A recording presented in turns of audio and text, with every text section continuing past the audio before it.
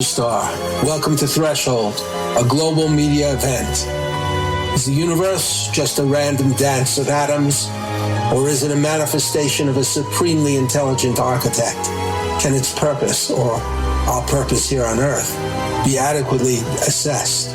Can we commune with it, know its intentions, cooperate with its direction? Here, we define Threshold as a gateway state of awareness, allowing mankind to cross into a place of real cognition. Threshold allows us to approach questions of higher reality through the door of experience rather than mere belief.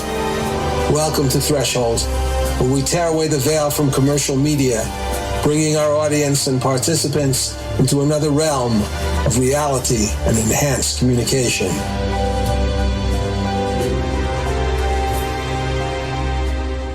Hey, this is Johnny Blue Star. Welcome back to Threshold Radio, broadcast from the Waywalker studio at Vegas All Net Radio, or VANR. Our program today is called Tremors on Wall Street. Can we save the U.S. economy?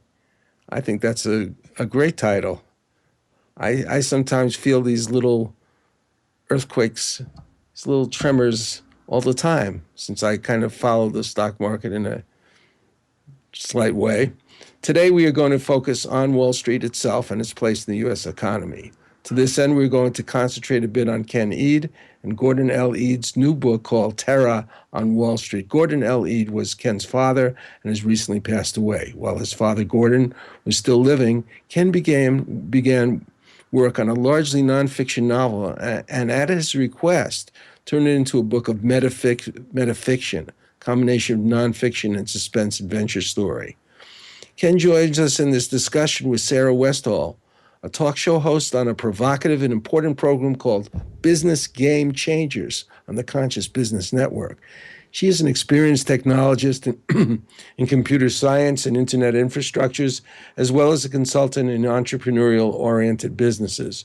Her special interest is disruptive paradigms in business and technology that transform the world. Ken is an attorney, environmental and human rights activist whose main avenue, career-wise, is working on several series of political and legal thrillers which focus on important social problems in America and the world. Terror on Wall Street, his book, seems particularly applicable now as the stock market's strange volatility is something that really can't be ignored. Good morning, Ken. Good morning, Johnny. Good morning, Sarah. Good morning. Good morning, everybody.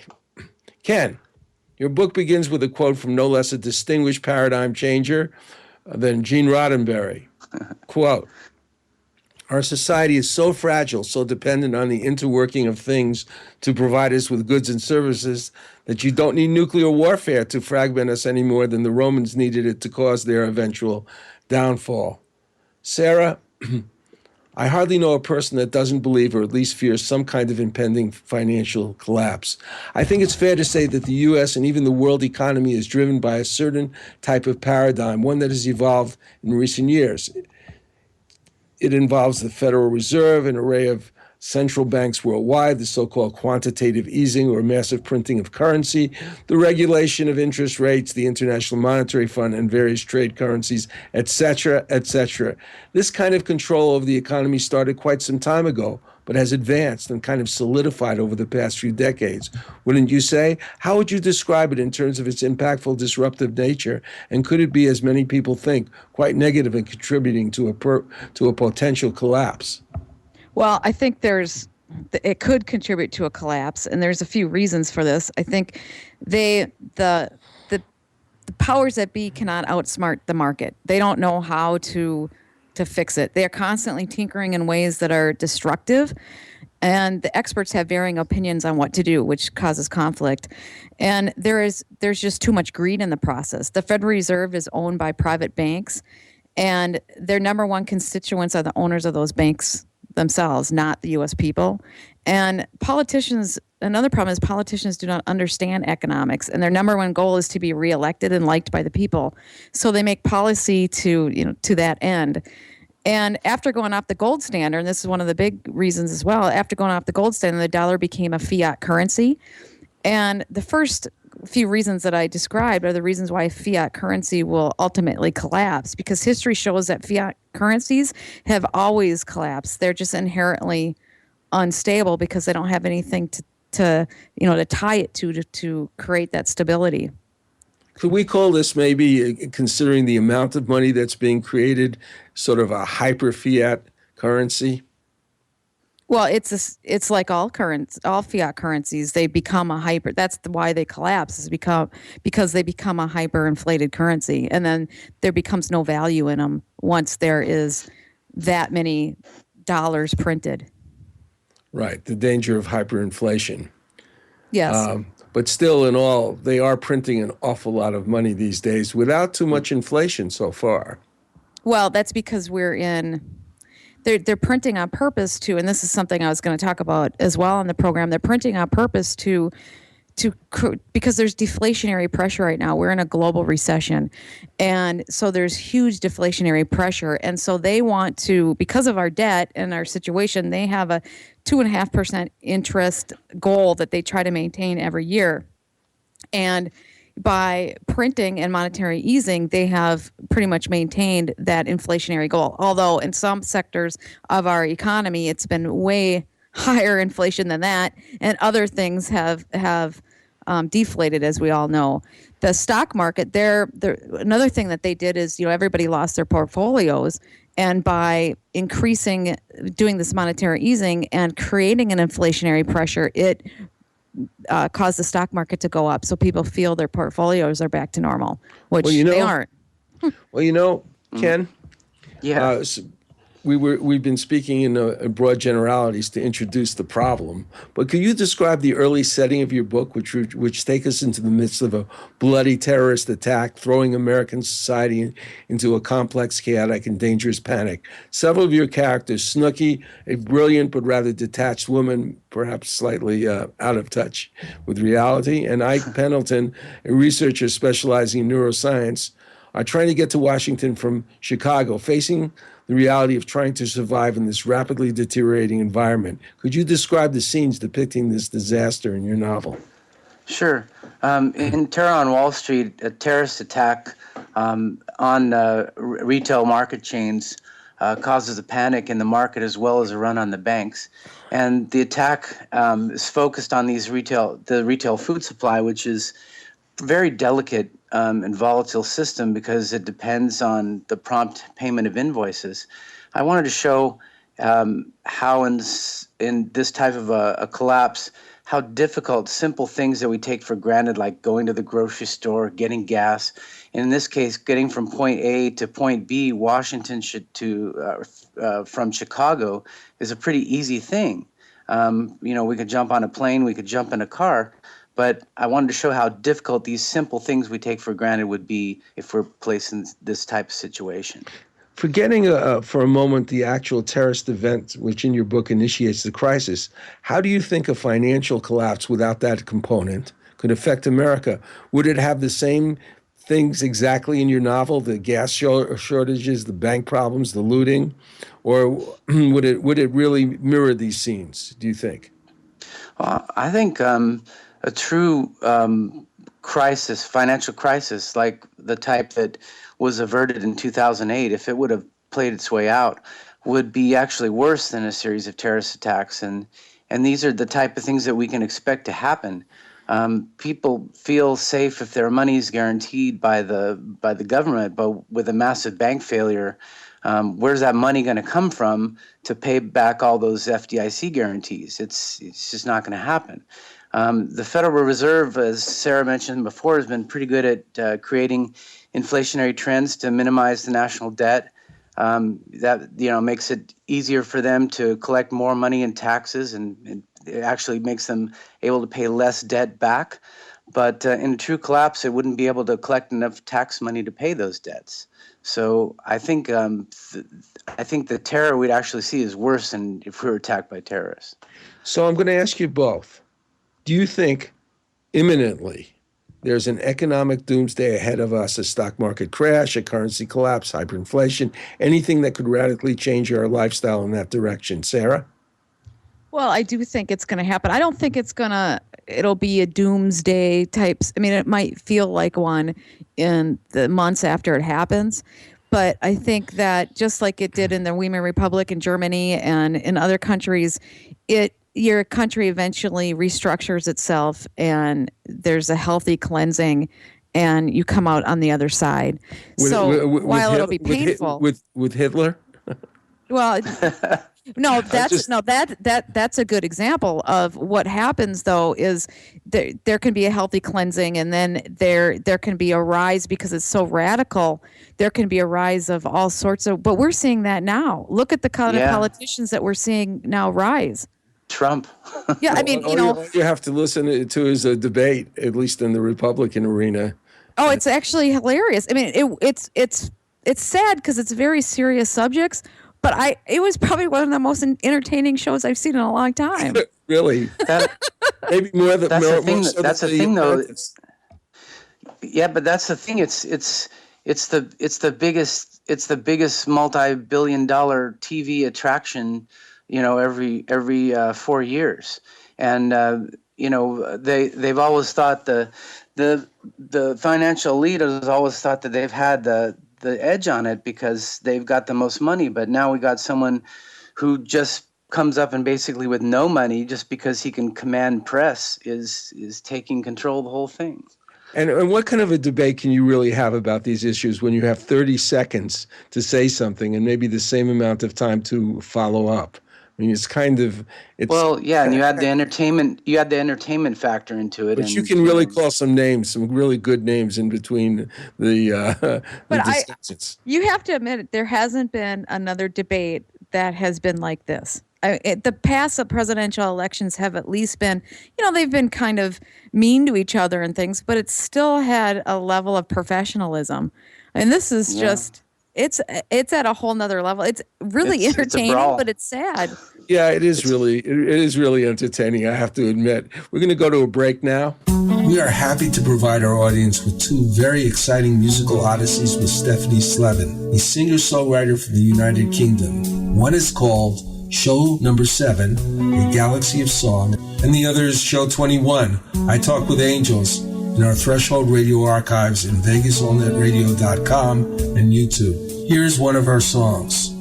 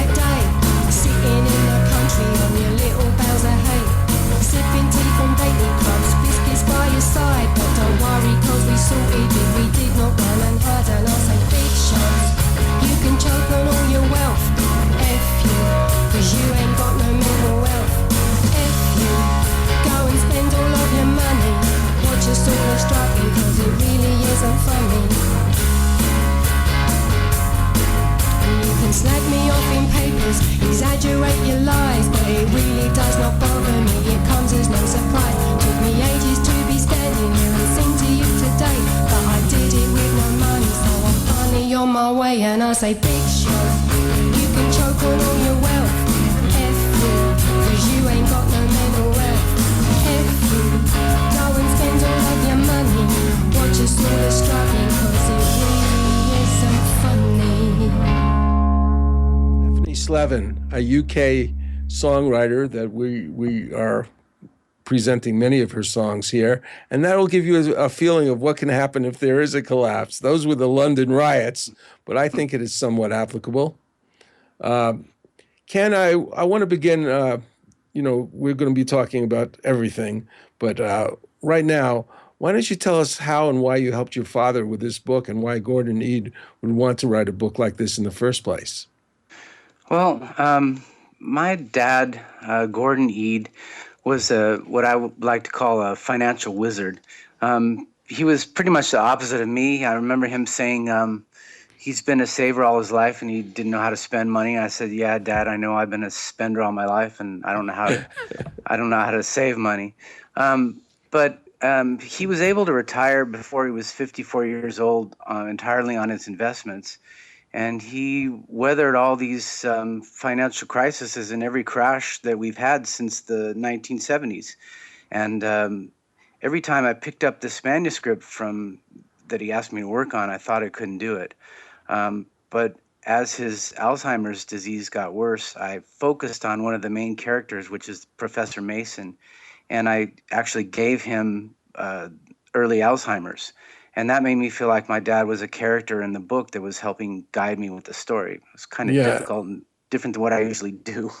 Very poignant, though. There is a certain thread of certain personal, the personal foibles and characteristics of these characters that makes it very interesting because you were trying to communicate not only the sort of terror of the situation, but actual concrete factual realities and theories about what can be done. Ike and Snooky, who we described as characters in your book, are trying to get to Washington. The purpose of their journey is to connect with a few classmates in a special workshop developed by Professor Harry Mason, who you just mentioned, who's been asked to give a presentation to the Senate Finance Committee. In fact, their workshop was convened with one main purpose: to save the world economy from total collapse. Ken, would you give us an overview of this workshop and how is it structured to actually save the world economy?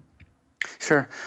Without spoiling the story, Professor Mason has, for his graduate level study course, picked each of the students, handpicked them, each one that participates in the workshop, and each of them has been picked because they have a special talent in economics.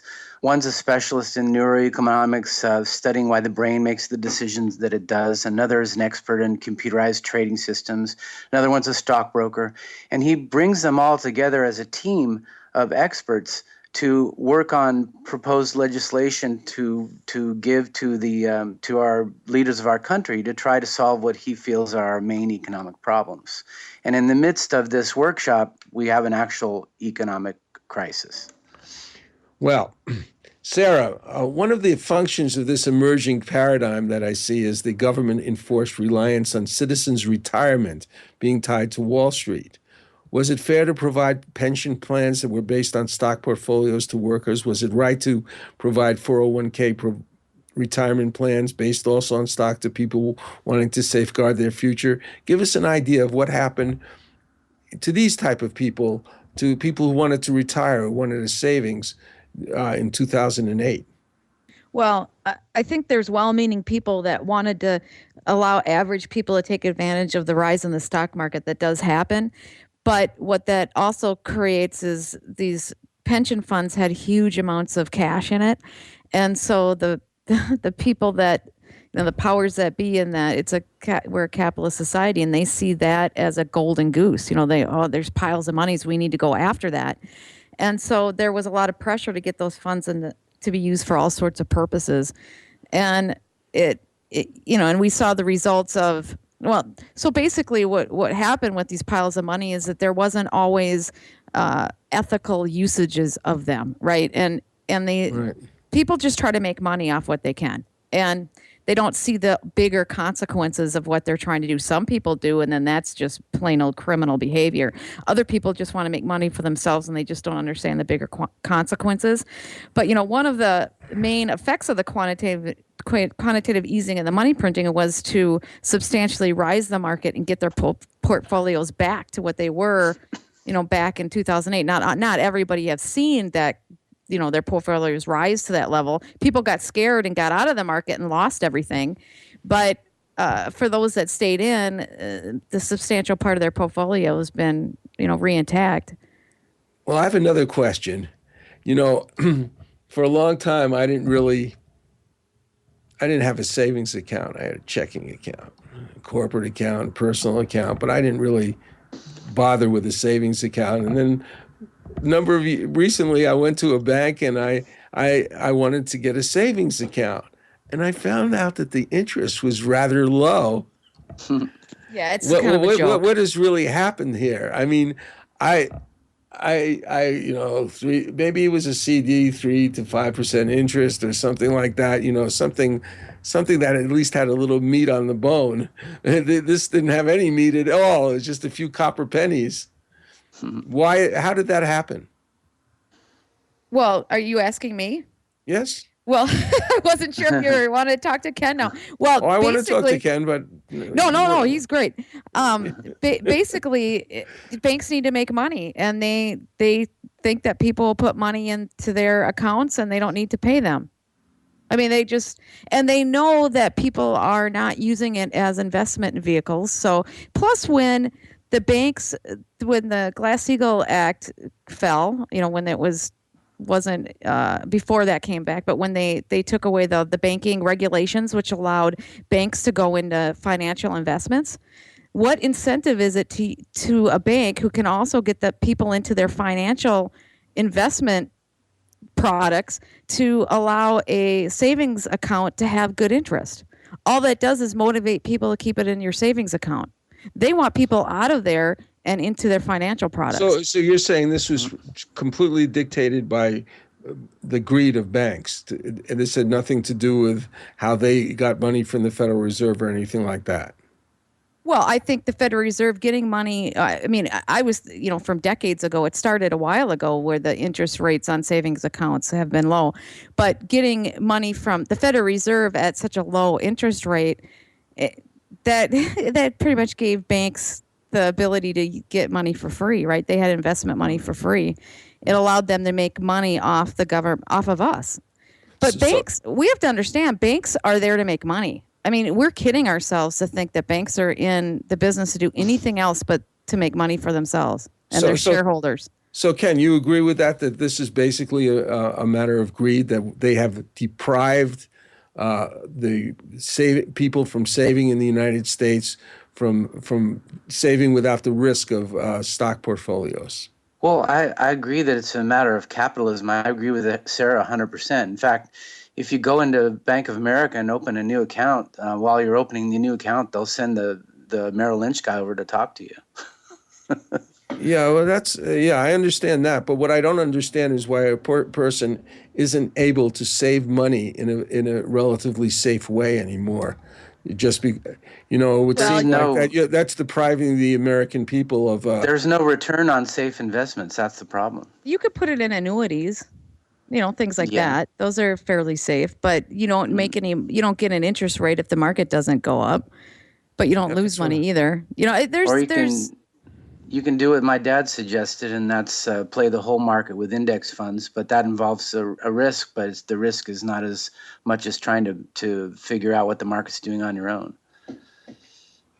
Well, we're going to take a break now and recover from this loss of being able to save money. So here we go. It is the 15th century. El Tesoro de Cielo, a Spanish treasure ship, sends a scouting expedition to a strange island. Golden statues surrounding them prove the enormity of their find. Suddenly, hordes of ghoulish creatures with scaly green flesh and skeletal wings descend upon them from the sky. What do you think of this, Rufio? These creatures are fragile, Captain. We can take them with our swords. They seem supernatural. Who knows what powers they possess? Fallen angels, weakened by their treason. My God! Are you saying they're Nephilim, the devil's host? I'm saying, whatever they are, we can take them. Do any of you cowards dare join me? Up against sharp knife-like nails and hideous fangs, the men's swords rip into slimy green flesh. Though black blood pours copiously from their half-naked bodies, creatures miraculously persist. Can the crew survive this bloody, cursed battle? Find out more by Googling The Thrice Born, a new sci-fi supernatural novel by Carlos Lopez Avery and Johnny Bluestar. Google with the words Carlos Johnny Kindle, The Thrice Born. That's Carlos Johnny Kindle, The Thrice Born. If you like Threshold Radio, a program which deals with core issues affecting our personal, political, and spiritual lives, and advocates the creation of an enlightened, informed citizenry, not only in America, but throughout the world, then you might think of supporting both your product and business and our message by advertising on our show. All programs are archived and are supported in various ways, including social media, our outreach being broadcast weekly on VegasAllNetRadio.com, a very advanced internet broadcasting station, but also archived directly on our websites on YouTube and in SoundCloud. We believe in time we will have a very broad outreach. Through New Galaxy Enterprises, our parent company, we can create a wide range of marketing and advertising components to complement your advertising on Threshold Radio and increase your outreach in many creative and exciting ways. If interested, just go to www.thresholdradio.com and fill out a contact form with your interest. That's www.thresholdradio.com. Going back to the sort of general economy, particularly in the past recently, I'm asking this to both of you. So in 2008, what do you think of the financial manipulations and the bailouts? How much validity was there in the, quote, solutions that they had, and how much was just really based on providing unfair advantages to certain big players and taking quite a few big businesses out of the game? Sarah? Well, a financial collapse of a large institution such as Lehman Brothers did and will cause a collapse of the system unless, we really intervene, which is what happened, especially with all the derivative exposures. So, unfortunately, bailing out those big firms is something that we have to do unless we have major structural changes where we break up those big banks. But I do think that they did play games and allowed certain members to fail and others not, because they're all competitors. We had the irrational ego game in the middle of that whole collapse, and then they got scared because they realized what they did, and then they had to save the system. That's what I think happened. How about you, Ken? I agree. I mean, I think what's happened is these banks have gotten too big, and if we lose one of them, it's going to be a domino effect, and we're going to lose all of them. This whole system's going to go down. Whereas if they had not been allowed to become so big, if you have a bank failure here or a bank failure there, it would be something that's isolated and easier to handle. But yeah, I absolutely agree with her. I think that there's one candidate, Bernie Sanders, who had said for sure that he would like to break up these big banks. It's not going to happen. Well, okay, I'm not saying it's going to happen. Well, it's an example of the structural changes that need to happen and the courage of the politicians to do it. And I would have to agree with Ken that it won't happen. I think there has to be a major distress before we do it. Another 2008 type collapse where we don't have the ammunition and multiple banks are going to collapse, and then we'll be forced to do it because the banks have too much power. They're the ones running our world. Well, here's a controversial question, Ken. In your book, you begin with one of your characters, Bob Braman, a student but also a salesman at J.C. Morrison Securities, discovering a seemingly anonymous player shorting major amounts of transportation stocks as well as Walmart and other retailers. Later in the day, as previously mentioned, you describe how terrorist attacks on Walmart supercenters, key areas throughout the country, take place. There have been controversial discussions about the shorting of United and American Airlines stock prior to 9/11, some commentators saying that although shorting happened, it had nothing to do with terrorists, while others say it actually happened that way. Do you think this kind of linkage has happened before in reality? Well, yeah, I do, because one of the books that I used in my research when I did Terror on Wall Street was James Rickards, who wrote a book called The Death of Money. And in The Death of Money, he describes that a friend of his who's an expert said, oh, yeah, it was the biggest case of insider trading that I've ever seen in my life. And, people in the terrorist organizations were profiting from the terrorist attacks. And that was a reason why the government looked into forming a task force, which James Rickards was a part of, to work on a program to make a system to where we could see this coming and try to deal with it. Unfortunately, the government sacked the program, but Rickards was envisioning a hedge fund where terrorist groups would slowly and carefully make their investments for this very purpose, and this could contribute or actually cause a stock market crash of epidemic proportions. So I absolutely do believe in it. You know, Harry's specialty, Harry Mason, in your book, was called modern portfolio theory. And that, I take it, had a little bit to do with what your father actually did. What was that exactly, and how does it bear on Harry's mission and his theory for averting long-term disaster for the U.S. economy? Well, modern portfolio theory is, you're right, it's what my father, Gordon Eade, based his investments on. And one of the, that was postulated as a theory by Harry Markowitz in the 1950s when he wrote a thesis on it that won him a Nobel Prize. And it was basically linking risk to return. And this theory was an efficient portfolio as one where no added diversification can lower the portfolio's risk for a given return expectation, and no additional return can be gained without increasing the risk of the portfolio. So one of the axioms of this theory is that current market prices are reflecting the total knowledge and expectations of all the investors in the market. And no one investor can consistently know more than the market does collectively. So my father's theory was to invest in index funds because the idea is that the best way to beat the market is to invest in the entire market without trying to figure out what particular part of the market is gonna rally and what's not. And he wanted to choose those indices very carefully, right? Because there are but there's a lot of them. But the point is that these index funds are spreading risk over a large amount of securities, as opposed to mutual funds, which have different people picking what stocks that they want to go with. So he was always a consistent investor with Vanguard. Basically, that's what he pitches. Sarah, in Ken's book, Terror on Wall Street, there's a lot of skepticism about the way the public is informed and advised by professional brokers as to how to handle their portfolios. Do you think in general the public is being ripped off? Is Wall Street basically unbeatable without very special knowledge? Well, I think that's absolutely true. Well, we got to think of what a broker is, right? They're not very educated on the market.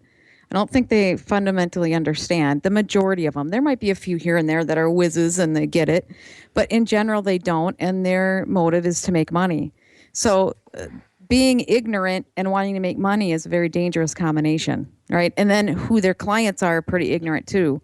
So it's just ignorance. And talking about what you were just talking about the index funds versus the market. I mean, if you ever try to look at some of these stocks, and I've had situations where I've invested in a stock that did amazing all through 2008. Profits were higher than, they just were doing stellar, but their stock was stagnant.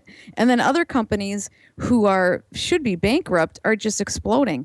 And that's the kind of irrational performance of these companies that turns a normal financial person who's been studying the market for a long time to go, man, I can't figure this out. I can't figure this out. We need to do something that's a smart index fund because over time it'll balance out. But it's so irrational that you got to go with a smarter plan. Going back to 2008 again, do you both of you, do you feel there was a lot of criminality involved in this? It's often said that not one top executive or serious player was prosecuted. Wasn't there a bunch of fraud involved or mishandling of money? What do you think? Absolutely. There's that going on. And that's one of the reasons why it's so hard as a normal person, unless you're an insider. That's why the index funds are so important, because unless you're an insider, you don't know what games they're playing. Gold and silver have been manipulated since the dawn of time. We just know they are, and there's some very, very obvious examples. But let's look at Goldman Sachs, how they manipulated just the U.S. government to bail themselves out, and made it. They had AIG got bailed out so that they could get paid 100% on their derivatives. Right. That how they basically ripped off the American people. Or how about when they dumped toxic funds on their clients, unsuspecting customers, knowing that they were just trying to get out of those funds, knowing that those people would be destroyed by them. Yeah, that has to be criminal. So, what do you think of the fact that these people weren't seemingly prosecuted at all? Well, I did a big show on it. I did a 2-hour, almost 3-hour show on it, on the lack of prosecutions of executives in Wall Street, and it's awful. That's the crux of some of our issues. The corruption is terrible. That's part of the reason why a collapse is a way of cleansing out the system, right? It's awful. Well, right now the markets. I'm sorry, Ken. Go ahead. No, after the 2008 crisis, we had a redistribution of wealth, and basically the losers were the American middle class. But the losers could easily, in a next crash, be the financial elite, because the whole system would be reset, and these people that have been artificially keeping their casino betting the house's money in their own casino going for so many years could be the losers. Well, that would be a nice situation, nice outcome. I don't know. Well, looking at things right now, the market seems very vulnerable. The Fed says something, the price of oil changes, or some official says the oil price may change. There's Japanese central banks approve negative interest rates. There's a slight change in employment or consumer buying in the U.S., and stock markets throughout the world go completely red or start to prosper powerfully for a few days. Are these tremors, guys, indicating perhaps an impending calamity? This volatility?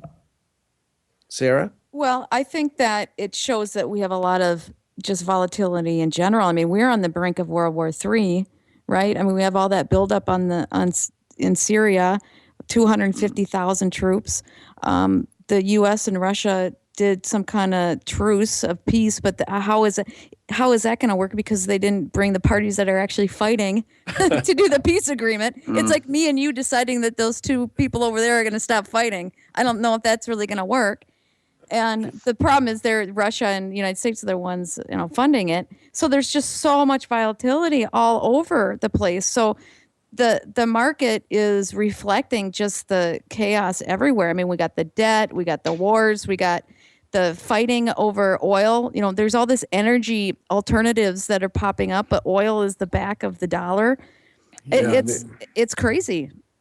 And so, can it cause that? Yeah. Or can it just be, can the war kind of allow it to prolong longer? It gives us something to focus on and invest our money in, and helps the economy, unfortunately. Ken, what do you think of these tremors, this volatility? No, I agree absolutely with Sarah, and I think I think that behind every war the United States gets involved in, or every military conflict they like to call it, there's absolutely a profit motive. And as I exposed in my book to Russia for Love, the whole involvement of the United States in the Ukraine is all about backing our chemical companies for genetically engineered food, and backing our oil and gas companies. And they've got people sitting on the board of the biggest gas company in the Ukraine that are the son of Joe Biden and John Kerry's godson. They're just blatantly that's wherever you follow the U.S. war machine, you can bet there's money behind it. Well, we're going to contemplate this while we go to a break for a second. I think the song that we're going to be dealing with is something that should be in our minds too. Patty Greer journeyed to England to investigate crop circles, eventually becoming a filmmaker, chronicling this phenomena and serving as a kind of intermediary between the unknown creators and a humanity on the brink of global disaster. Hear her complete story by visiting Show 1, Patty Greer, Crop Circle Mysteries, in our Threshold Radio archives in Vegas, allnetradio.com, and YouTube. Here's one of her songs. May peace prevail on earth, and let the children sing. Magic fills the air with song. May peace be in our homes, a love that's very true. It all starts with me and you.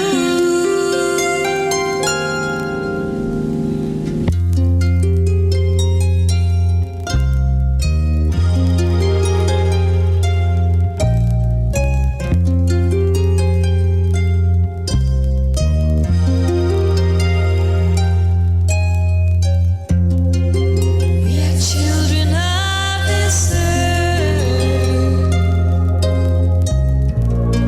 We are the mothers of children.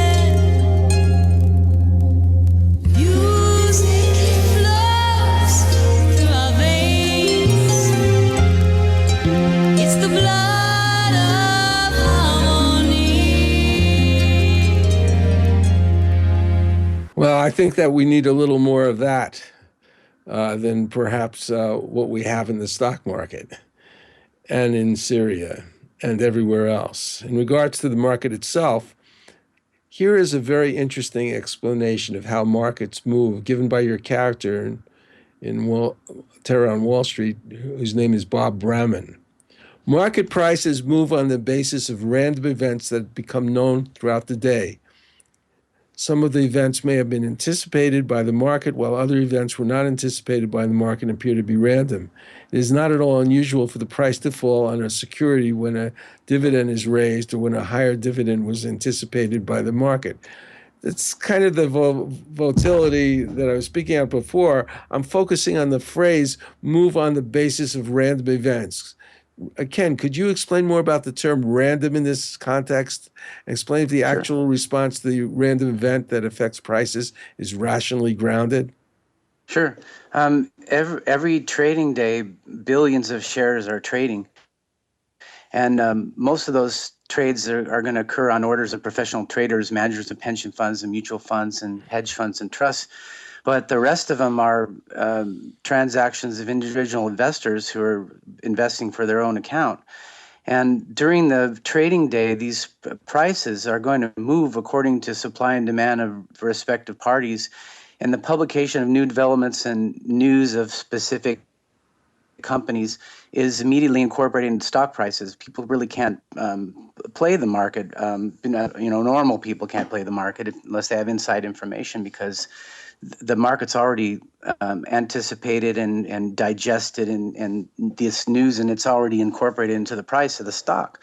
So there's hundreds of thousands of investors competing with you, the average investor seeking to buy stocks that are undervalued or overvalued to buy at any instant time. Prices of securities are going to change when some unanticipated event occurs, and investors react to this event. That's why it's virtually impossible to beat the market, because by the time you react to this trend on whatever random event it was, the market's already reacted to it and adjusted the price accordingly. Well, I think one of the things that I found really interesting related to this kind of decision making was Ike Pendleton's specialty of neuroeconomics. According to a website developed by the Society of Neuroeconomics, neuroeconomics is, quote, a nascent field that represents the confluence of economics, psychology, and neuroscience in the study of human decision-making.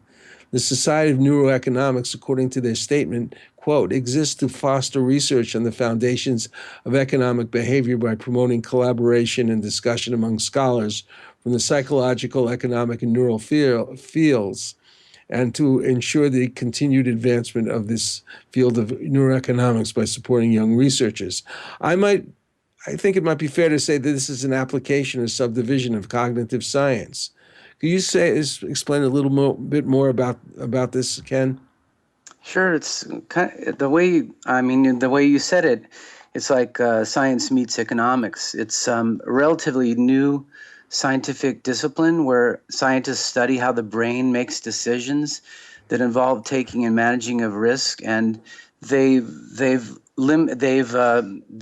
focused on the limbic system for impulsive decisions that are made, and that's kind of like my dad's theory that Wall Street was aware of how the brain works and how it makes decisions, and every day as an investor, your sensory system is just bombarded with all this information that may or may not be beneficial to you as an investor if it's not properly evaluated by this ancient part of your brain.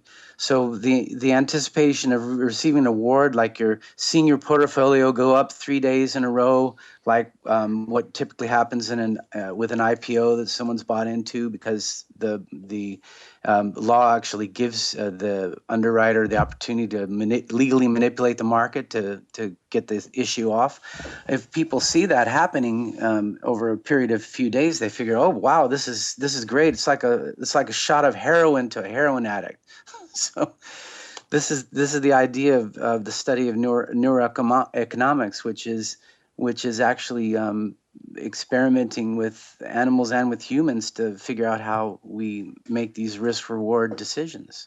Well, partially that's because why it can be correlated with animals is because it's kind of instinctive behavior, and you're going for, in the human mind, I think you're going for narratives that make strong promises, and you're so attracted to those narratives that it's like an addictive substance, and it overrides your rational thinking. Is that correct? Yeah, absolutely. Yeah, it's kind of yes. Go ahead, Sarah. When he's saying ancient brain, there's a whole study called the reptile brain, and I had my class this year. We did a lot of stuff, or big segment on marketing, tapping into the reptile brain, and it's really a big push in all business to figure out how to get to people's subconscious when you're marketing anything. And so Wall Street just jumped on that bandwagon and figured out how to do marketing and how to get to people's subconscious. And the interesting thing. I'm sorry. Go ahead. Oh, I was going to say the interesting thing is taking it to another step and trying to figure out how to, because the market has always been very irrational. It's a very emotional beast.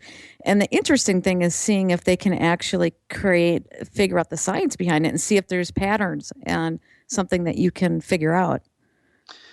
The other thing I wanted to say, Sarah, based on that, is the reverse is also correct, I think, and that's that the studies say that people don't want to lose their money, and so when you start to see a downhill trend, instead of writing it out, people will get in there and they'll sell, which is actually the time when people like Warren Buffett go in there and buy, but it causes a huge downslide on this emotional sell-off.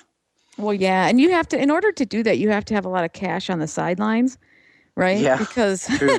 and so it True. takes a different type of unless you're an actual investor in your life and that's what you do for a living. It's hard for average people to have that kind of cash. Just they're living their life and letting their money just invest, and so. It's hard for the average person because that's not what they do. I think there's a correlation between this kind of instinctive thinking and the way the American people have accepted all the ridiculous aspects of the American economy, but also how they've accepted the political situation where they hardly feel the incentive to really vote in primaries at all. They don't really participate. They get some kind of enthusiasm during presidential elections, but they're not really taking responsibility for what's happening to them, which is a deterioration of their citizen and human rights right in their face. So it seems like they are being driven by sort of semi-conscious forces which promise things, but like security and safety or money and security, but they're really not there at all. Those things are not there, and they're refusing to see them. Well, I'm afraid we're moving in towards the next hour.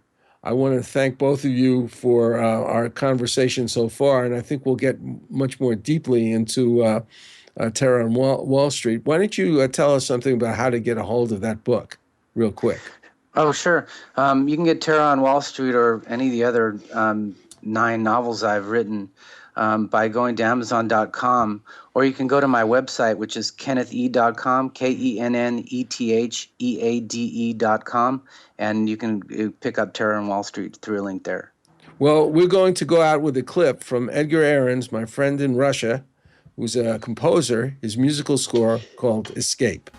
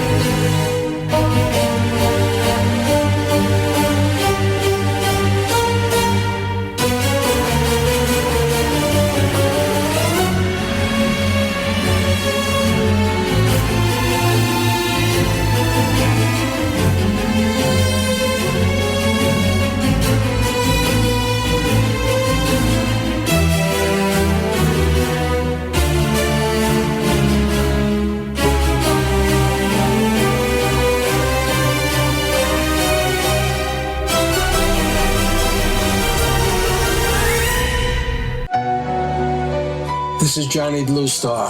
Welcome to Threshold, a global media event.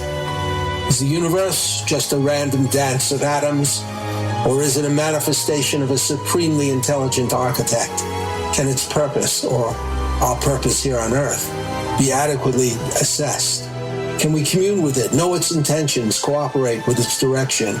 Here, we define Threshold as a gateway state of awareness, allowing mankind to cross into a place of real cognition. Threshold allows us to approach questions of higher reality through the door of experience rather than mere belief. Welcome to Threshold, where we tear away the veil from commercial media, bringing our audience and participants into another realm of reality and enhanced communication.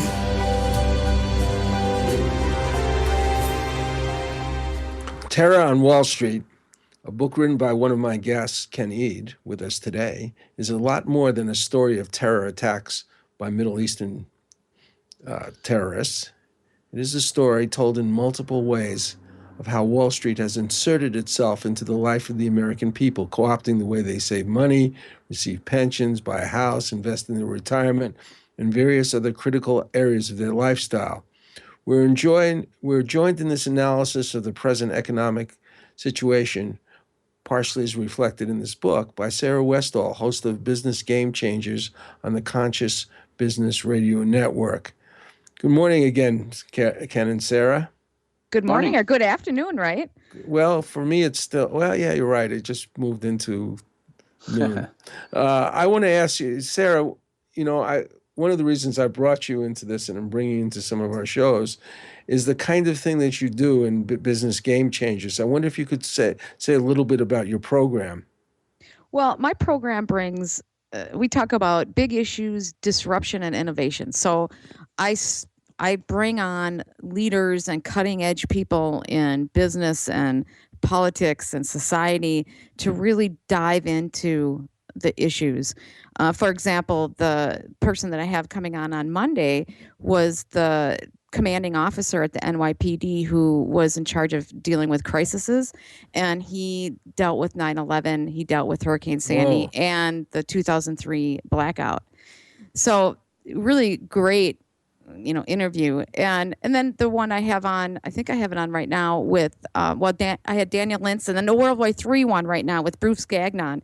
And he is an expert on military affairs and what's going on in how we dominate space with our military and how we win wars with that.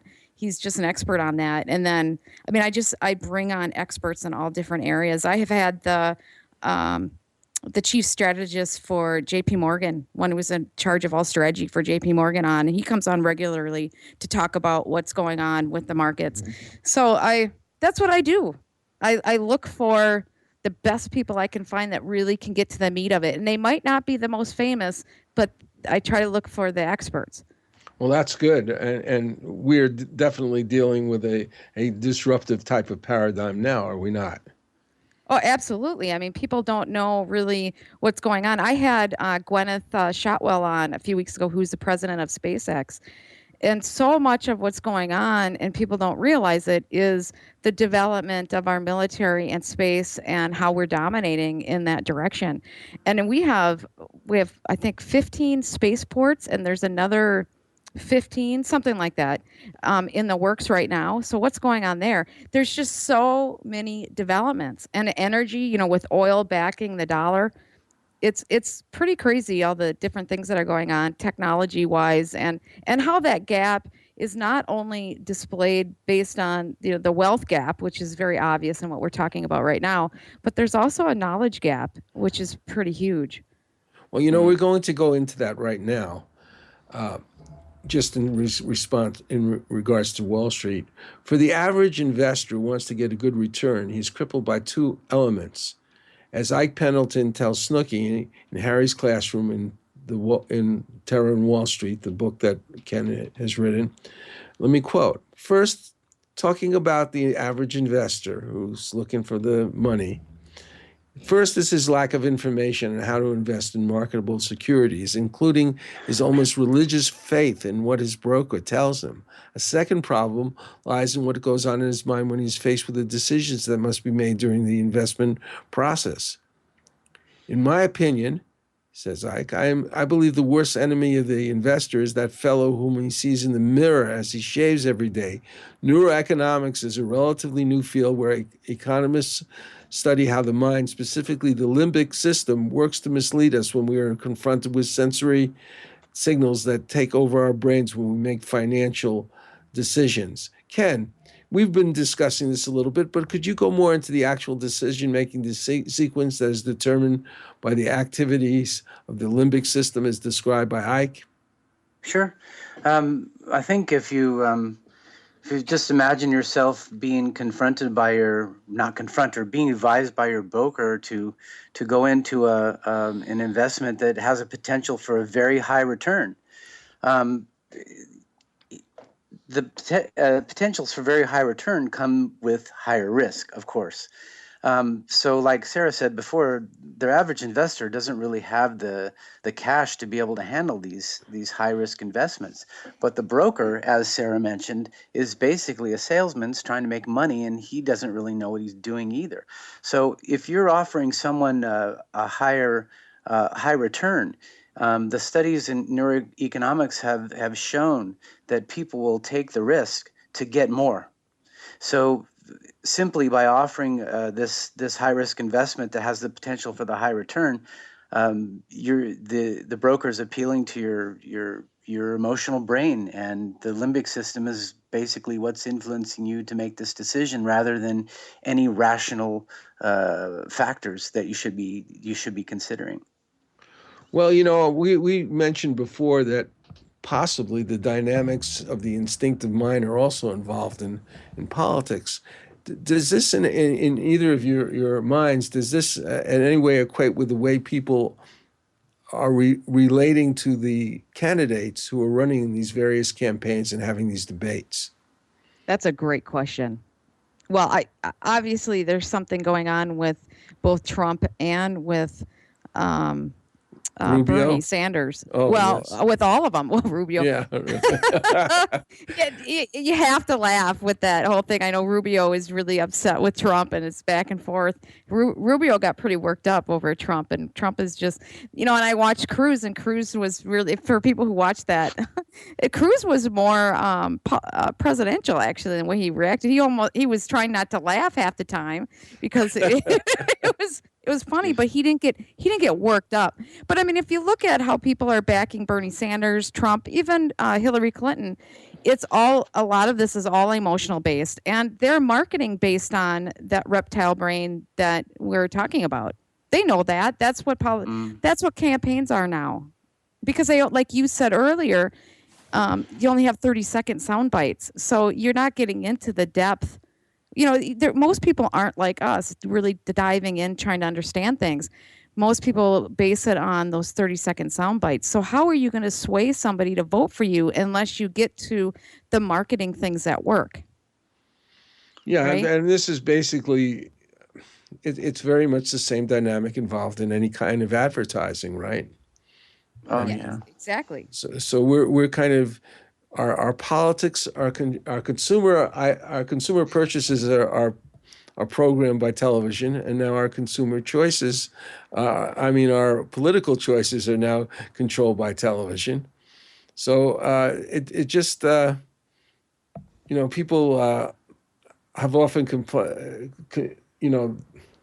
our era to George Orwell's 1984. Where the actual consequences of all this programming leads to the complete eradication of any kind of freedom, any kind of citizens' rights. So it's rather a critical situation when so many people are controlled by their limbic system. Well, yeah, and if you use their money to, a democracy, when it becomes fully mature, supposedly, this is the theory, is that you use their money to control them through propaganda and the media. Mm-hmm. Yeah, they're doing a good job. Good job. Well, yeah. The rise of Donald Trump is a good example of propaganda being used, and the mainstream media is actually saying, "What the hell's going on?" Because they're not used to this. They're used to going with the mainstream politicians and how they control the media. And now we got someone who comes up and is using all these sound bites, like you said, and he's an expert at it. Throw the guy out. I mean, people are upset. They want something to happen, and he's offering that. Well, and that's also the rise of the internet, right? And we're getting all sorts of different. So the mass media doesn't have full control over the media like they used to. So they're losing control with the internet. And then we also have, like you were saying with Germany, and when Hitler came aboard, I'm not comparing Trump to Hitler by any means, but it creates a extreme polarization, and so it creates a vacuum for someone to fill. People are thirsty, hungry for somebody to fill that vacuum for them. And so now you've got all these factors. They don't know what to do because we've never had an internet before, right? It's kind of a new renaissance of information. And then we have all this chaos going on in the markets and war and all these things. And so you get somebody like Donald Trump who just says it like it is. And he's not very polished in that way, but he's just saying it like it is. And I think people are just so hungry for truth and transparency that they're following him, Yeah, I've noticed. What I would like to do now is have a break with a song by Patricia Welch, and which will put us more at ease with everything that's going on. Patricia Welch is clearly one of the most accomplished singers living today. Recently, she created a wonderful CD set called Great Entertaining, Cocktails, Dinner, and Dessert with Patricia. We have 2 complete shows with Patricia, show number 4, Evolution of a Singer, and show number 14, Cocktails with Patricia. You can find them at our Threshold Radio archives at vegasallnetradio.com and YouTube. Here's one of her songs.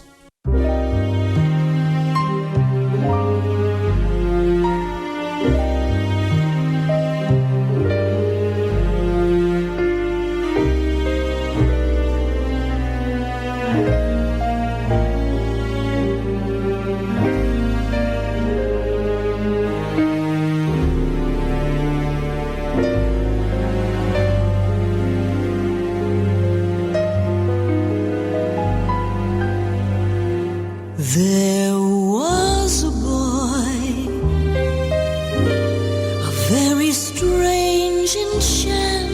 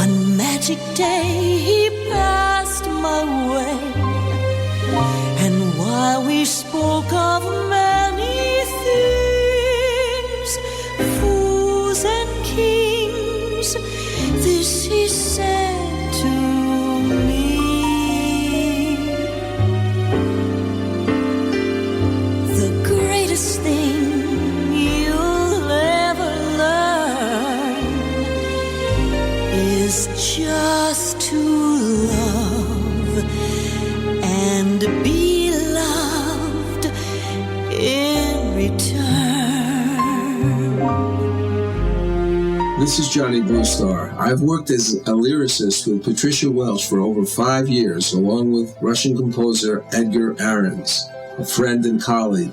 Her ability as a singer is simply amazing. She brings a unique and dramatic flair to every song she sings. Over the next few months, we shall be releasing a number of these songs, part of an album called Hadley's Castle. Meanwhile, Patricia has been busy creating a super enjoyable collection of classic standards in an exciting 46-song, 3-CD collection. Music for great entertaining introduces Cocktails, Dinner, and Dessert with Patricia Welch. 3 hours of continuous music. 46 of the all-time classic standards, spanning decades of hit songs.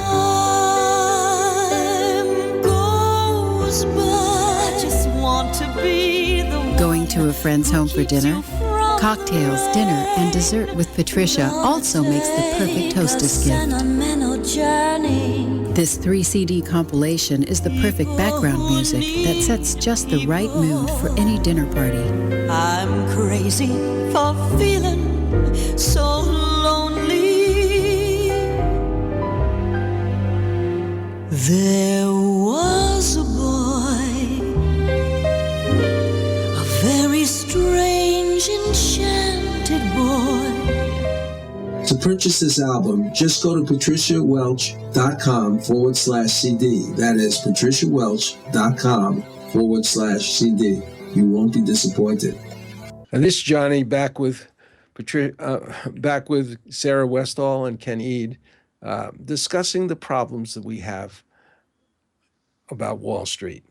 As an example, one of the great problems, is described very powerfully in a new film called The Big Short, was the way the mortgage industry contributed to the basket of Wall Street greed that eventually blew up in America's face. Did either of you guys or both of you see The Big Short?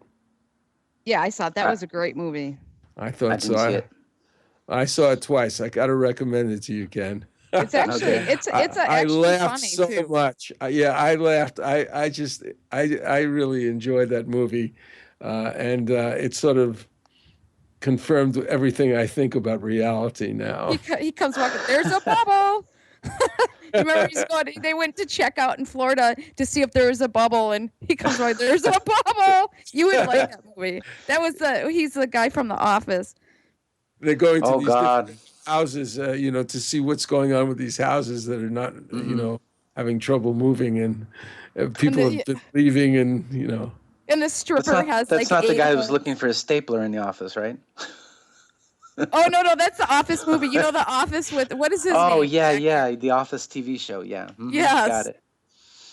I should know his name. It's escaping me right now. At one point, it became fashionable to ignore the reality of mortgage borrowers' pocketbooks, and loans for housing became extraordinarily easy.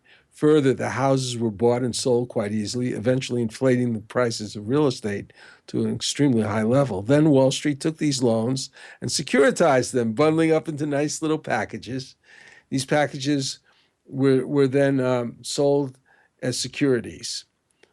Further, as I understand, these packages then were protected by derivatives, a kind of insurance in the form of security that protected the investor from a default on these packages, like a security inside of a security inside of a security. This type of collaboration between the real estate industry and Wall Street led to catastrophic results for America and helped contribute to a worldwide catastrophe in 2008. Is anything like this going on now, Ken? Well, yeah, the same type of thing is going on. The big time bomb right now is derivatives, as you mentioned. What is the figure on that? I've heard some extraordinary figures about how much is going on money-wise. The notional amount's like over $700 trillion, which is almost 10 times the worldwide gross domestic product. And, the banks don't even have the assets to satisfy a failure like that. Sarah, what do you It's think? just mind-boggling. Yeah, it's still going on, and in fact, they've taken it up a notch. I mean, they're doing it on different products and now too. Not just home mortgages. So it's I don't know. We don't learn. I guess if you bail out the banks and you bail out their derivatives the first time, they don't they have to learn the hard way, right? And I also think a lot of people just want to make money. The one thing I noticed in The Big Short, which was really a really good, well portrayed, is how they showed the revolving door between the government agencies that are supposed to regulate and the investment houses. And they showed how not only did they not regulate, they don't even really know. They weren't really on top of what they were supposed to do, and they were more interested in getting in with the big firms so that they can get a leg up on their own career. And unfortunately, I really think and that's what's happening not only at the top levels, but all the way through the system, right? And all the different levels. And that's the scary part. It's happening at every level of industry. The revolving door is the phenomenon where the industry is actually regulating itself, and so instead of regulation, we have easing of regulation that allows industry to make more money. Yeah, and the greed. In greed, and we've got, for example, in the chemical industry, we've got the EPA and the FDA, which are basically controlled by the chemical companies now because of the revolving door. Well, and it gets worse when the FDA is, for medical purposes, the FDA is controlled by pharmaceutical companies. Yeah. And and when the the big investors are on the boards of the medical schools, and so there are a lot of good people in the system. My sister's a doctor, and there's more doctors now in seeing psychiatrists and getting help because they can't really keeping them from committing suicide. Because they can't take care of their patients the way they want to. And so they're in this awful situation where they are not being able to care for patients. And so it's really causing distress amongst them because most of them are not in it for greed. Yeah, sure, they might have went in it because it's a good salary and stuff, but most of them get in there and want to care for patients, but they're not able to. Yeah, and unfortunately, I would say that the limbic system may play a part in some of the medical education, because what do you think when you hear a pharmaceutical commercial, and while they're showing the people on swings and having barbecues and having a great time getting well, when they're discussing at least 2 ways that they can get crippled, paralyzed, or completely killed by the end of the commercial. So, I want that, man. I want to get rid of my insomnia. I might die in my sleep, or my arm might fall off. There is a place for that, right? I mean, if you have a crippling disease, you'll take the risks. But it's when we're not we're throwing out and not putting funding towards things to solve the problems in the first place, to get to the source of the problem, because there's no money in that. That's where the issues are. Well, I'm pointing out to the fact that the advertising, as graphic as this discussion is still powerful enough to program these people to thoughtlessly go out and buy some of these things that they shouldn't buy. And then the lawyers come on the advertising how they can get compensation from it. I'm sorry. Go ahead, Ken.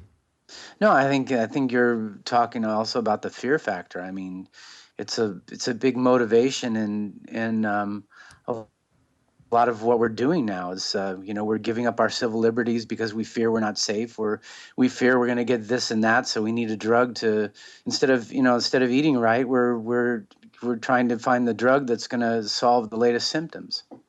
Yeah. I want to get back to the real estate crisis as presented in your book. In this case, it's presented by Snooki, but then further supplemented by Carlos Rodriguez. I'm not saying it properly, but anyway, he's another character in the book. Quote, Snooki says, "Whenever you guarantee a loan, you also open an opportunity for a capitalist to figure out a way to profit from the guarantee. Anyone who knows anything about investing knows that the higher the risk, the higher the expected return. Before we knew it, Wall Street was offering securities based on these guaranteed loans," which is what we've been talking about. Carlos then says, "That's right. Whenever you start out offering a situation without risk, you attract the attention of Wall Street and the financial services industry. Banks, for instance, under the Glass-Steagall Act, were prevented from getting into the housing finance business. Banks lobbied for years to have this restriction removed, and after 20 years and some $300 million dollars later, they succeeded. The $300 million they spent bought the votes they needed to repeal the legislation. Is that just fiction? No, Ken? it's not. No, it's absolute fact. It's pretty amazing. 300 million, 20 years later, and what I think maybe one of the greatest flaws, or in our system, the greatest cracks in our system was developed by that destruction of that Glass-Steagall Act. What do you think? Oh, I agree, and we've got people like Hillary Clinton talking about bringing that those regulations or some form of them back, which I think probably needs to happen. It's probably one of the reforms that we need to have. Well, one of the most interesting things about our economy is the massive printing of money by the Federal Reserve. In Harry's classroom, the class discusses the problem. Harry says, I had a front row seat in 1998 when Wall Street bailed out the failing hedge funds. We missed the bullet back then, but we never learned, because 10 years later, as a result of the burst of the housing bubble, the big banks were on the verge of failure. But we just printed more dollars and bailed them out.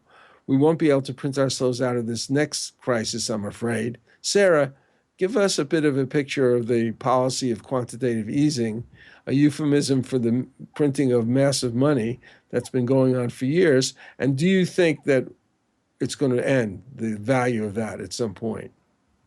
Well, yeah, I mean, that's the whole point of fiat currency, is that the value ends when you print so much that it no longer has value, right? Well, money only has value because we say it does, right? Now, a fiat currency. Whereas a non-fiat currency that's backed by something, let's say it's backed by gold, or it can be backed by anything of value. If you have, let's say you have 100 pounds of gold and you have $100, and that's a direct correlation, then each dollar is worth a pound of gold, right? That's not. I'm just trying to explain how a regular currency is backed by gold. With fiat currency, right now there's nothing backing it. So if you just keep printing it, eventually people are going to be like, well, this doesn't have any value anymore, because if you look at supposedly the assets of the United States is backing our currency, our fiat currency. That's what they say, the full faith of the United States government. But if you keep printing it to the point where there's trillions of dollars, and the assets get chopped up to such little pieces, each dollar has no value anymore. Does that make sense? Does it mean that I'll have to take a big barrel full of money to get just a few potatoes? Well, I mean, that's the. Yeah. I mean, that's the. That's. Yeah, I mean, that's what they had to do in the other area. When fiat currency explodes, when it collapses, that's what happens, because they can't raise the value. They can't print them fast enough. And so like people would pay for their dinners in Germany, they would pay for their dinners before they ate, because by the end of the dinner, it would be like twice as much. Mm-hmm. Well, we're going to take another little break here with some information about the incredible compositional artistry of my friend and colleague, Russian composer Edgar Ahrens. I've worked with Russian composer Edgar Ahrens for quite a few years, building an inventory of songs, many of which feature singer-performer Patricia Welch. We will soon be releasing these songs, components of an album and a musical in progress called Hadley's Castle. When Edgar and I first got together, I was amazed by the brilliance of his musical scores created for movies, TVs, and animations. Here is a sample of the work he did on the Russian TV series, available now on Amazon, called The Secret Agent's Memoir, which had 2 seasons. This score is called Escape and was created for the first season.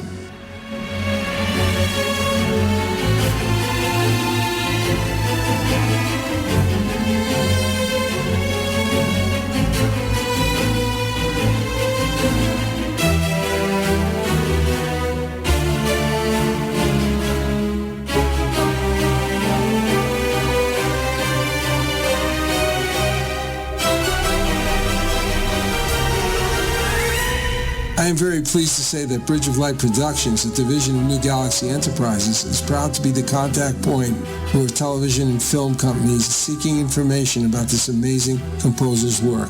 If you're in the entertainment business and wish to know more, contact me at johnnybluestar@gmail.com. That's johnnybluestar@gmail.com.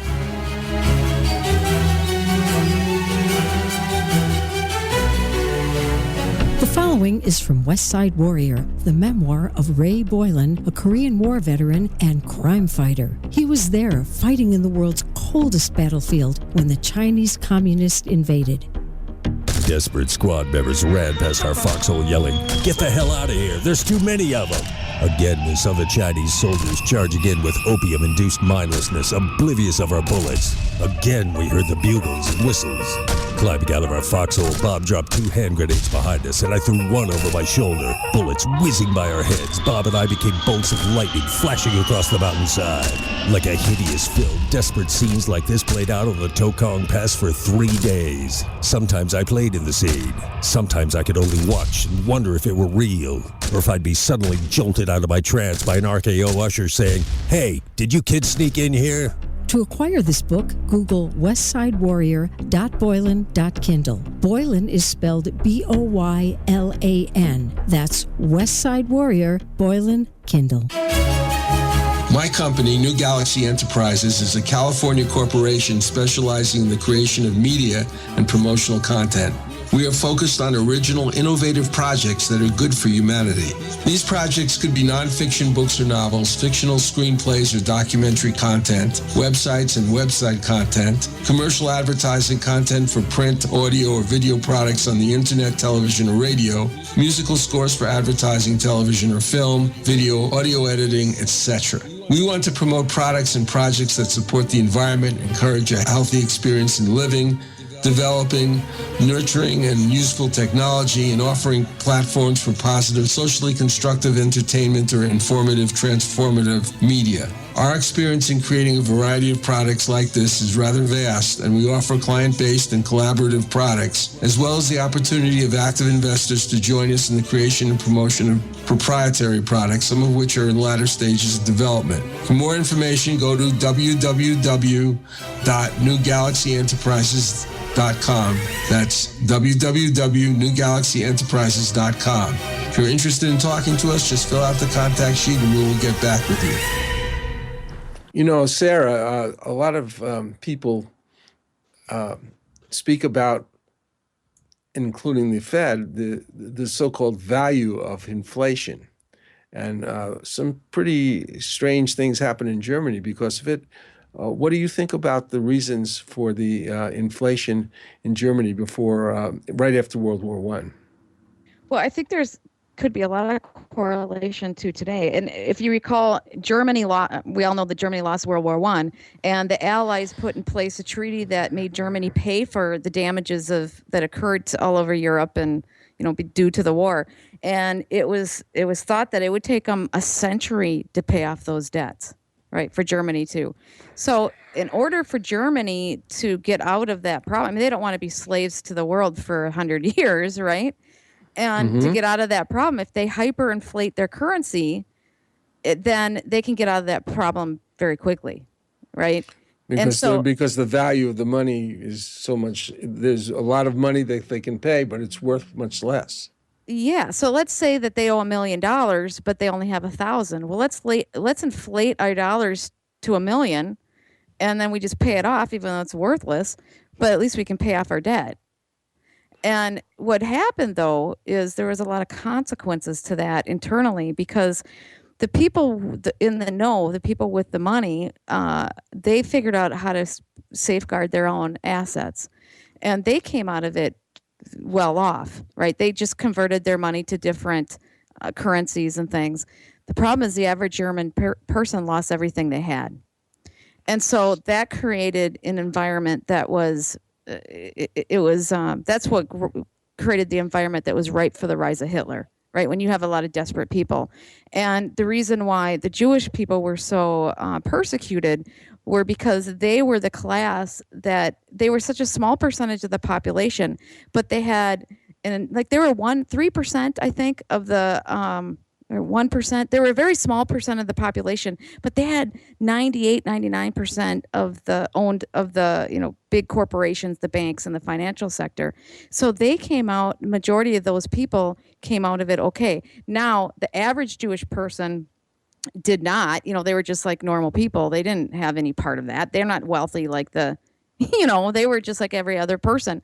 But and we can't mistake it. One thing I want to say is anybody in that position, whether they're Jewish or not Jewish, or whatever nationality they are, people who are in power, who own the banks, who own the big, large corporations, are going to figure out how to protect themselves and get themselves out of problems, right? So it's a mistake to pin it on one race of people or one nationality, but that's what happened, and so it rose. It created that perfect storm where Hitler rose. But we're in that same situation with the extreme debt. And how do we get out of our debt problems? And it's almost a worldwide phenomena of how do we get out of our world. Well, that's partially the reason for the printing of all this money. Yes, but exactly. It hasn't actually reached the point where the American people are really feeling the power of inflation, but rather maybe more like deflation. Well, it's because of the deflationary pressure that's going on because of the recession. Inflation hasn't happened, but it will. I mean, it's only a matter of time. Lord Keynes went to the peace conference that was resolving some of the problems after World War I, and he said this. This is Lord Keynes. Lenin is said to have declared that the best way to destroy the capitalist system was to debauch the currency. By a continuing process of inflation, governments can confiscate secretly and unobserved an important part of the wealth of their citizens. By this method, they not only confiscate, but they confiscate arbitrarily. And while the process impoverishes many, it actually enriches some, like you were talking about, Sarah. The sight of this arbitrary rearrangement of riches strikes not only at security, but at confidence in the equity of the existing distribution of wealth. So in this case, people are using capitalism, then it actually paves the way for something really dangerous. In our case, maybe some kind of corporate fascism, which is, corporate fascism and communism in the most, in the sort of Stalinist sense, they're very close to each other. Whether the state owns supposedly everything and there's a communist class, or there's just a few corporations that control everything, it really kind of feels the same at the very bottom. Once you become extreme fascism, right? When the corporation's extreme, because then they keep innovation from occurring. I mean, we're seeing in certain, like the pharmaceutical, what we talked about, if we have innovations in certain medical fields, they don't allow that to occur. Or if we have energy alternatives, they're not allowing that to occur. And so that's where, the technology field, there's all sorts of innovations because there isn't a stronghold on that yet. But we're seeing it in a lot of industries. Well, in Terror on Wall Street, the class presents its case to the Senate Finance Committee. I think it's really interesting, a really interesting scene. Snooki, after hearing a long, winding speech, speaks rather irreverently to the chairman of the committee. She says, "Let's face the facts. This financial collapse has been a long time coming. The banks that each of you gentlemen cater to have been allowed to become too big. Not too big to fail, as you've said in the past, but destined to fail because they are too big. They were smaller than a failure of one or even several of them could be contained." Now, young lady, let me finish. The brokers working for our largest financial service firms have plundered the average investor's portfolio, ravaged their bank accounts, and have destroyed the lives of our people, while the fat cats in Washington ride the coattails of the oligarchy's money grab. Rather strong stuff, Ken. Is that where we really are? Well, if you believe former President Jimmy Carter, who said last year that the United States is no longer a democracy, it's an oligarchy, I think that's where we are. I mean, we were talking before, Sarah mentioned the financial elite calling the shots, and it's basically their money gets legislation passed. People from their own industry, as we talked about before, get appointed to regulate the industry. which relaxes regulation and actually makes it easier for them to make more money. But the people that lose are the people who they're supposed to be protecting. And they pay for the advertising to elect whomever they want to put into office. So I think, that's what we really are right now. Well, we're talking now again about terror in Wall Street, and Harry Mason, Professor Mason, in the classroom is making a rather strong indictment of the current system, still believing there's hope to save the economy. Let's listen to what he says. He says, "Of course not. We have to act now while we still have a functioning economy to save. We've known for over 50 years that the financial industry has been methodically cheating the public by charging them for services that are worthless, is demonstrated by countless peer-reviewed studies by academia and their students. And we've known for at least 12 years that the banks are trading in almost unregulated and risky derivatives with notional values larger than the world economy.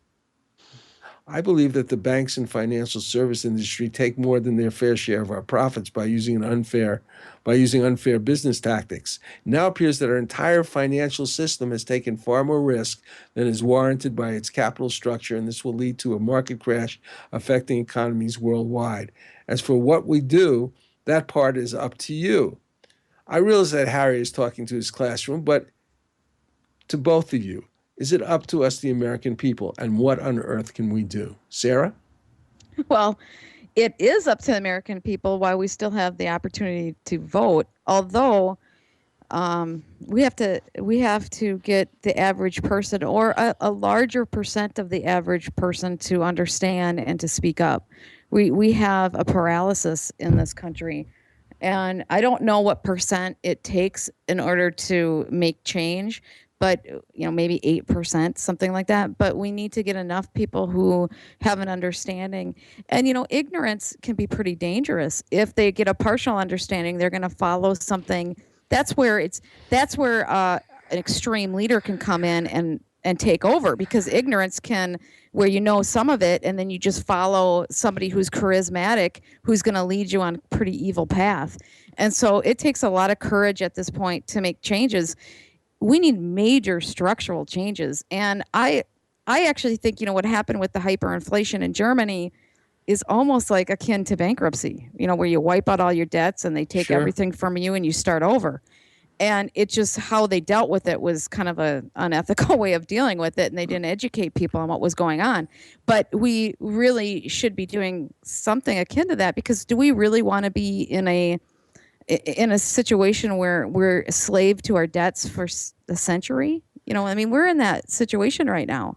When they got out of debt, when the hyperinflation was over, they issued a currency that I believe was backed by real estate in Germany. Yeah, they backed it by something of value. There's nothing wrong with that. Well, Ken, having written the novel, what do you think we can do? Well, I agree with Sarah. We need structural changes. And basically, we're talking about changes that have to occur with legislation.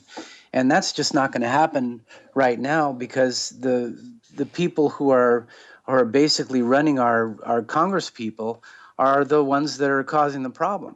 So we need people to be more informed, as Sarah said. And like we've mentioned on other shows, Johnny, you and I, it really comes down to education.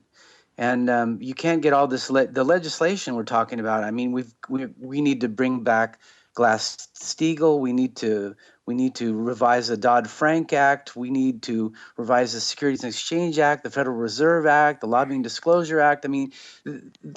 We're talking about major changes that are going to put the people who are making the financial elite right now, in a tailspin, and they don't want it to happen. And the only way to happen is to get back control of our own democracy, basically, which only is going to happen by people being more informed. Well, there's going to have to be some big things done, and I'm looking forward like Sarah said, there has to be a big event that just forces all this to happen, which I hope is not going to be the case. But I don't see. Well, maybe. I'm kind of encouraged by, even though it's kind of weird and funny and a little bit scary. I'm kind of encouraged by, the people getting all involved in the political process, the average person. And, we've got Bernie Sanders rise on one side and Donald Trump on the other side, basically because people are pissed off. They're worried. They want something to be shaken up. And these guys are both talking about shaking stuff up. Well, and I wonder, this is the first election where they actually front runners actually talked about auditing the Federal Reserve. If there was if there was transparency where we actually could audit the Federal Reserve to see what was really going on, then, I wonder if something like that would be able to trigger getting the power of our democracy back in the hands of Congress and the people. I don't know. But something like that would have to happen where people could be educated, because frankly, none of us are really educated on what's really going on. And the Monetary Exchange Fund, that's another thing that's very secretive, and you can't make good decisions without knowing what's going on. It is, and the IMF right now is the one that's basically solving all the financial crises in the European currencies. When one of the Euro nations starts to go down the tubes, they're the ones coming in and bailing them out. But like you said, we don't know the dynamics of that organization either. Well, I'm going to tell you, I'm going to play a song by Zave Nathan and Bonnie Blazak, which I think if you really sort of expand your mind, you can wonder if they are really talking about the Federal Reserve. Here's a clip of their song called Yes.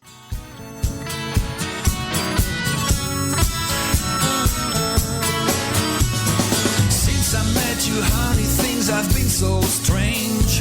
Everything's in order, then you rearrange. You tell me just come over, then you change your mind. Just can't understand why you're so unkind and blind. Every time I think it's all figured out, plus turns into minus, sure turns into doubt. Chances of succeeding look like they will fail. And if I see blue skies, I need to watch for hell.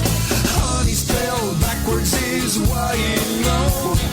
First you say you're staying, then away you go. On and off is killing me, I must confess. But between you and I work my way to YES. Yep, I think they are talking to the Federal Reserve. But anyway, from your book, Ken, I take it that if Wall Street is not involved in physical terrorism, it is in general waging a fiscal or financial war on the American people, making them constantly psychologically facing a threat of personal, national, even global disaster. Isn't this induction of grave psychological fear in the mass population a form of terror? Does Wall Street, by its current nature, need to provide this kind of disservice to the American people? Or is there a better way of actually helping America and the world sell stocks and bonds and other financial services? We have talked about the U.S. economy being saved. Can it actually be saved without saving Wall Street? Sarah? Well, Wall Street is the financial juice for all of our corporations, or for corporations that are on Wall Street. So I think that we have to separate out the investments for companies, which is still important, and the investment firms that manage that. Does that make sense? The investment firms that manage that need to be completely restructured, and how we go about doing it. That control, we can't have criminal behavior. But we still need to have means to invest in corporations, right? So we have to decouple what that means and how we go about doing that. Ken, tell us your idea. What should do we need to save Wall Street? Would we do it like Sarah suggests? Oh yeah, we can't live without this engine. I mean, it's basically we're dependent on it. But I think what she said, these investment firms have been preying on the average investor for years, and they don't care whether the little guy makes money or loses money, as long as they make a commission. They're basically salesmen. I think a couple things have to be done. Number one, they have to have more responsibility toward the investor. Brokers have to be fiduciaries. They've got to be tested. They've got to have higher responsibilities. And I think the other thing is we've got to close that revolving door and stop the industry from regulating itself. That's the only way it's going to change. Well, and also the corporations that are the companies, the businesses that need the money so that we can invest in innovation. The companies themselves are victims a lot of times. A big investment firm will bring a company to market, and the company might get $100 million, and the investment firm gets $150 million. You know, I mean, think of how much more that company could have done if that money went in the pockets of the business. And so there's a lot of issues there too. They're victims too, a lot of these businesses. And those are the ones employing our people. Well, Ken, now we're reaching sort of the end of the road here. Or maybe it's going to be the beginning, hopefully. Why don't you tell us a little bit about how to procure Terror on Wall Street and somewhat about your other two thriller series, which I've enjoyed some of them, and we've discussed on this program before. Yeah. Well, you can purchase all my books, my legal thrillers, my spy thrillers, and Terror on Wall Street on Amazon.com. Or you can go to my website, KennethEade.com, KennethEade.com, and they're all there. Sarah, why don't you tell us a little bit how to find Business Game Changers? Yeah, you can find Business Game Changers. We're all over the place, but we air on Mondays at 3 p.m. Eastern Time in New York, Rhode Island, and Connecticut on WBLQ. And then I also have my website, sarahwestall.com, which you can get all my podcasts there. All the radio shows are converted to podcasts. And then we're on 90 plus channels as well that you can get us on all the popular podcast channels.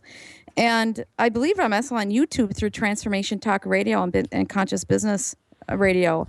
But I am going to, if you let me, Johnny, I am going to take this program that we did today and re-air it. Obviously mine's only an hour and yours is 2 hours, so I'll take parts of it. But I'd love to re-air this. That would be great. Yeah. This was a fun program, Johnny. No offense to you, but it was great to have this the dynamic going on with Sarah on the show. It was great. Yeah, well, I had fun. I hope we'll be able to do it again. I'm going to first of all have a little bit of a promo for Threshold Radio, which is now in its 25th show, and then we will go out with a wonderful rendition of Patricia Welch of the classic called Evergreen. And thank you all for coming.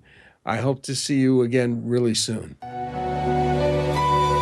If you like Threshold Radio, a program which deals with core issues affecting our personal, political, and spiritual lives, and advocates the creation of an enlightened, informed citizenry, not only in America, but throughout the world, then you might think of supporting both your product and business and our message by advertising on our show. All programs are archived and are supported in various ways, including social media, our outreach being broadcast weekly on VegasAllNetRadio.com, a very advanced internet broadcasting station, but also archived directly on our websites on YouTube and in SoundCloud. We believe in time we will have a very broad outreach. Through New Galaxy Enterprises, our parent company, we can create a wide range of marketing and advertising components to complement your advertising on Threshold Radio and increase your outreach in many creative and exciting ways. If interested, just go to www.thresholdradio.com and fill out a contact form with your interest. That's www.thresholdradio.com.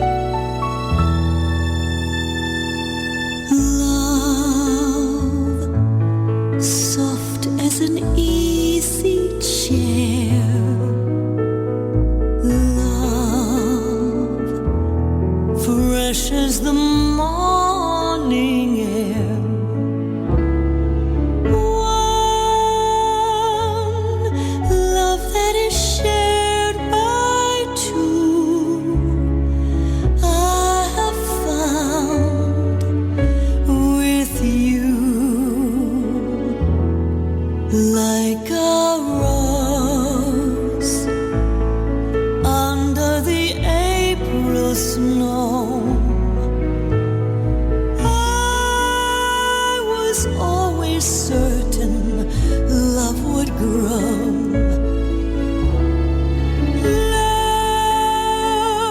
Love, ageless and evergreen, seldom seen but two.